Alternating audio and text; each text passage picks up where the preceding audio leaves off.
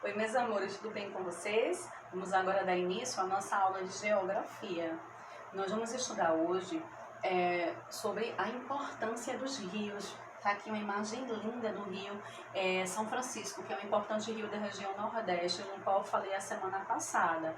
Nós já conversamos um pouco durante 2 aulas sobre a hidrografia. Então, esse assunto tem um pouco a ver com o que nós já começamos a falar, só que a hidrografia, de modo geral, ele estuda várias outras coisas, como lagos, como oceanos, mas aqui vai dar ênfase, vai especificar sobre os rios e a importância que eles têm.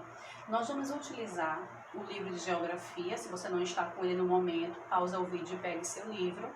E o vídeo, devido à extensão dele, nós vamos dividir em partes, certo, pessoal? Vamos lá, prestem total atenção, que nós vamos hoje conversar um pouco a fim de responder algumas indagações em relação aos rios. Primeiramente, de onde vêm os rios? Para que servem os rios? E por onde os rios passam? Aqui nós temos uma imagem considerada muito bonita, que é do Rio Negro, que recebe o nome devido à coloração realmente desse rio.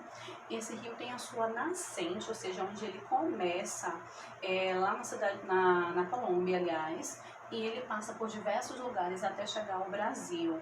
Quando ele chega ao Brasil, ele vai encontrar com outro importantíssimo rio, que é o Rio Solimões. E há uma grande curiosidade em relação a isso aqui, a essa coloração diferenciada aqui nesses dois rios, é que durante vários quilômetros esses rios caminham juntos, mas eles não se misturam. Isso devido a alguns fatores químicos e algumas coisas relacionadas à temperatura e tudo mais. Eu deixei até um link aqui no slide que você pode clicar nesse link e vai te direcionar a uma revista eletrônica que é super interessante e que ele tem uma matéria específica sobre esse rio, o Rio Negro, certo, gente? Então, o Rio Negro, ele é um afluente do Rio Solimões. Ele é o maior afluente do lado esquerdo desse Rio Solimões. E também os dois juntos vai ter um trecho em que o Rio Negro ele termina, vamos dizer assim, que ele deságua, é a foz dele, e aí ele vai se transformar no Rio Amazonas, que é o segundo maior rio do mundo. Só não é maior que o Rio Nilo. E o Rio Negro, outra curiosidade referente a ele, é que ele está entre os 10 maiores rios de água negra do mundo. Então, vamos lá. Seguindo adiante, nós temos, vamos agora começar a fazer uma leitura e discutir um pouco sobre o que está aí no livro de vocês. Vamos começar pela página 47. Então, vamos fazer a leitura juntos. A importância dos rios. Como foi visto no capítulo anterior, o rio é uma corrente de água natural que segue em direção ao mar, ou a um lago, ou um outro rio. Quando ele segue em direção, quando ele termina, é o que a gente já chama de foz, que é o que a gente já falou.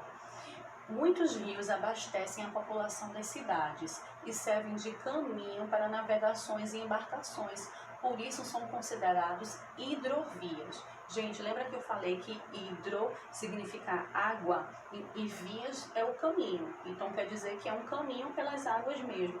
Existem muitas cidades, inclusive as populações ribeirinhas utilizam o rio, é de extrema importância para essas populações. E o caminho em que eles transitam de um lugar para o outro é justamente pelos rios.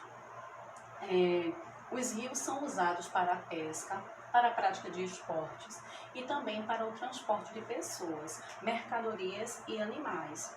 Os rios que são usados para essas atividades são planos e baixos, pois não podem ter queda d'água.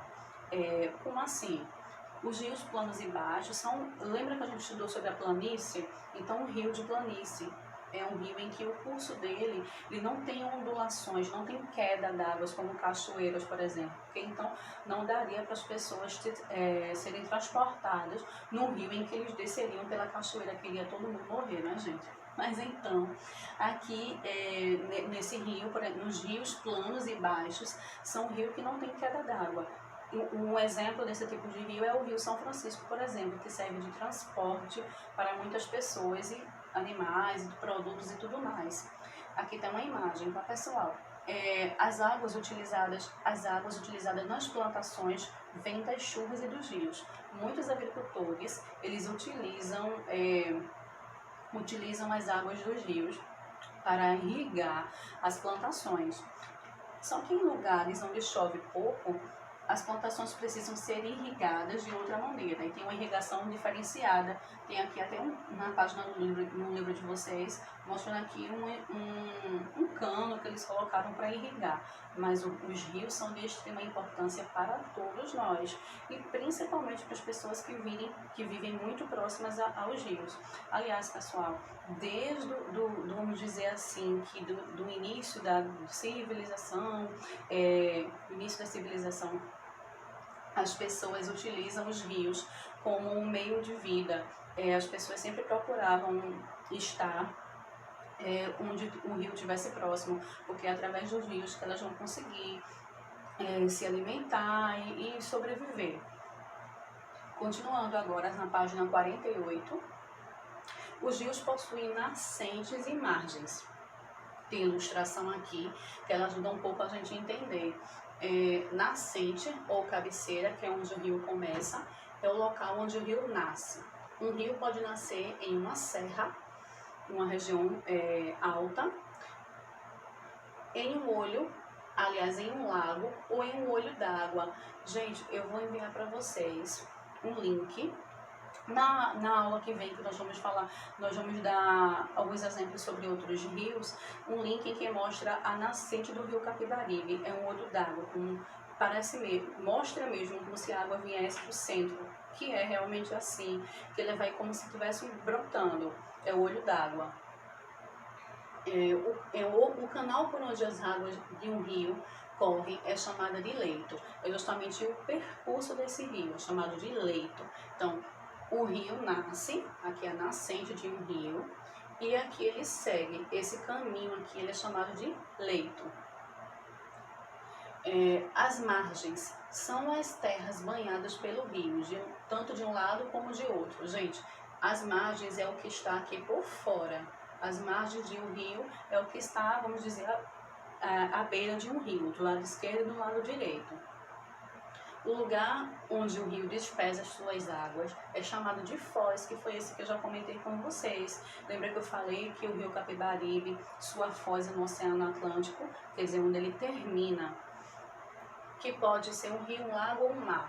O rio que despeja suas águas em outro rio é chamado de afluente, que foi o que nós já falamos agora há pouco, que é um rio que ele é um pouco menor e deságua suas águas em um rio maior. Então ele é um afluente desse rio.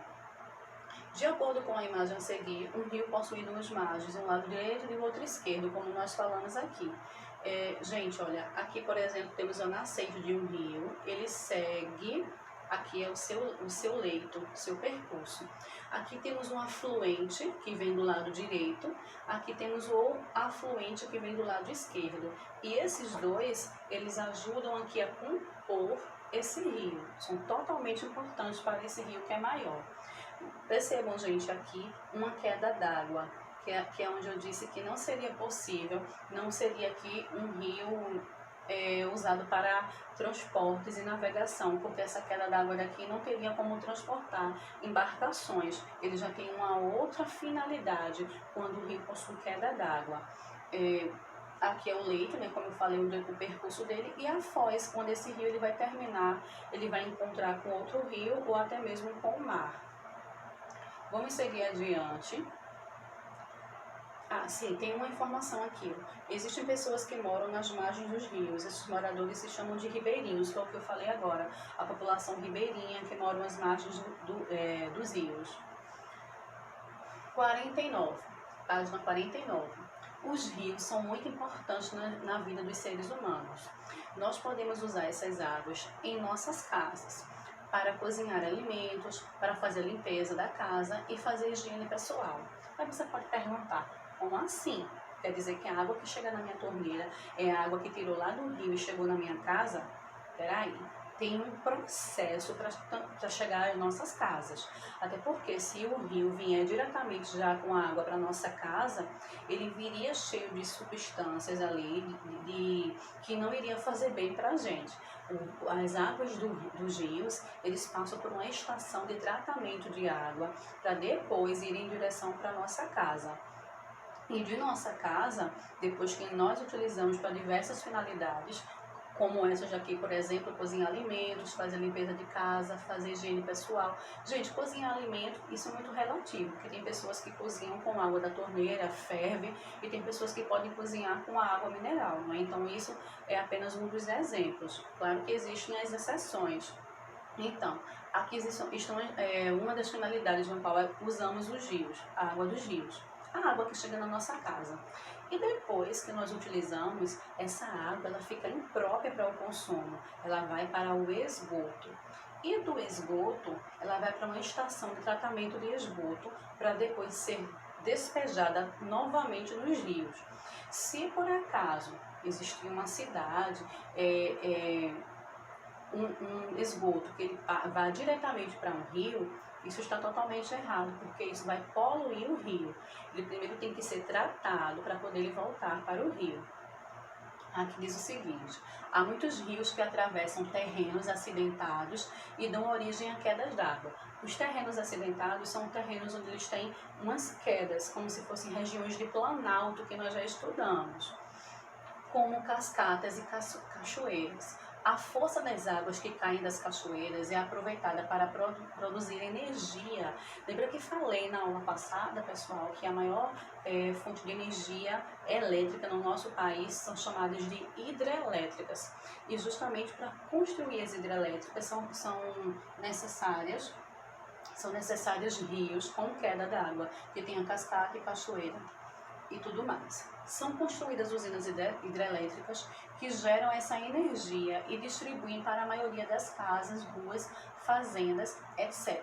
Pessoal, observem aí esse mapa que ele está aí no livro de vocês, e vocês vão conseguir ver de maneira muito mais nítida. Aí ele está mostrando, me baixei aqui um pouco, pessoal, só para ver aqui o meu livro, porque o meu livro ele está online e aqui ele fica um pouco embaçado para eu fazer a leitura aqui de partes mais detalhadas. Deixa eu levantar aqui. Então, o mapa do Brasil, como vocês estão vendo aí, está mostrando os principais rios brasileiros, e esses caminhozinhos que vocês estão vendo aí é justamente os percursos, os rios, os afluentes, os principais rios brasileiros. Seguindo adiante, para a página 50, para a usina funcionar, que é uma usina hidrelétrica, uma usina onde se gera energia elétrica através da força das águas, é preciso construir uma barragem para armazenar água em represas. Vejam aqui a imagem de uma barragem. Gente, essa barragem é construída... vamos dizer o seguinte, que fechando o percurso do rio, e quando esse rio cair, quando essa água passa, que é por aqui, ela vem com toda a força. E aqui dentro tem coisas aqui construídas, turbinas, que essas águas, a força dessas águas vão girar essas turbinas, e daí vai formar a energia elétrica, que é a energia gerada através da força das águas. É preciso evitar o desperdício no consumo de energia, pois com o aumento de consumo é necessária a construção de mais usinas. Gente, olha aqui, essa turbina que eu falei que é construída, que está aqui dentro, olha aqui por dentro como é. Está nessa imagem, turbina de uma usina hidrelétrica. Isso aqui gira justamente através da força das águas.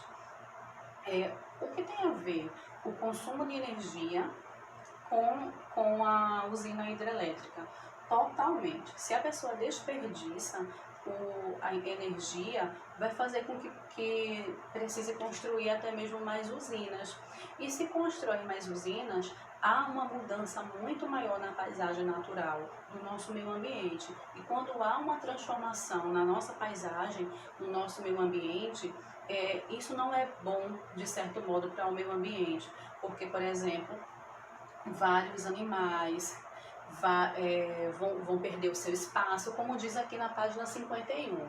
A construção de mais usinas hidrelétricas causa sérios problemas, pois é preciso modificar a paisagem do lugar, destruir a vegetação e o habitat natural dos animais. Algumas pessoas são retiradas e levadas para outros lugares.